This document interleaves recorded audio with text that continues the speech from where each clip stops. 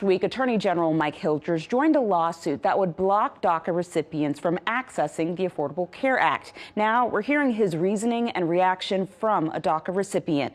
KETV Newswatch 7's Jessica Perez has this story. Jessica? The final rule was set to take effect November 1st, and it would impact 200,000 people on the Deferred Action for Childhood Arrivals program.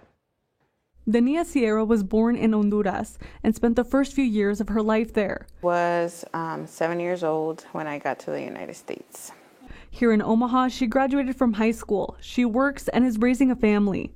Sierra's been on DACA since 2012, a program giving people who came to this country as children permission to live and work.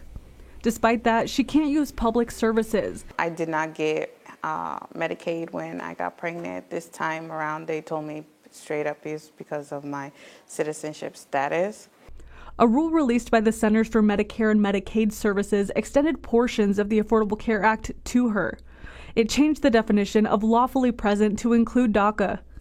15 states, including Nebraska, filed a lawsuit to stop it from taking effect. It's been student loans or Title IX or natural gas, liquefied natural gas exports. Time and again, this administration has gone outside of what Congress has said they can do. Attorney General Mike Hilgers believes this is more overreach. Actually, DACA, the program itself, it presupposes that people they're not here lawfully. So under the terms of the statute, they can't receive these benefits.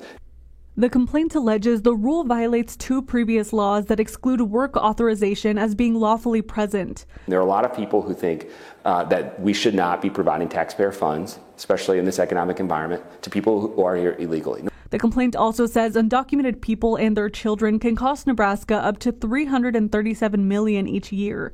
However, a study from the Institute of Taxation and Economic Policy says they contribute billions, including $6.4 billion towards Medicare. It's upsetting because at the end of the day, we're here, we're working, we're paying taxes. Why can't we not get the same access as everybody else? This is another attempt to try to block opportunities for DACA recipients. What we are doing is purely a protection of the Constitution, which protects us all.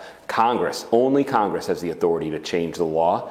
Sierra wishes they would. I'm a resident to become a citizen. I wish those steps were a little more easier than they really are. I know a lot of people are like, well, why don't you just get a green card? It doesn't work like that. The lawsuit also asked the district court to postpone the action until the court makes a decision. Back to you. All right, Jessica, thank you.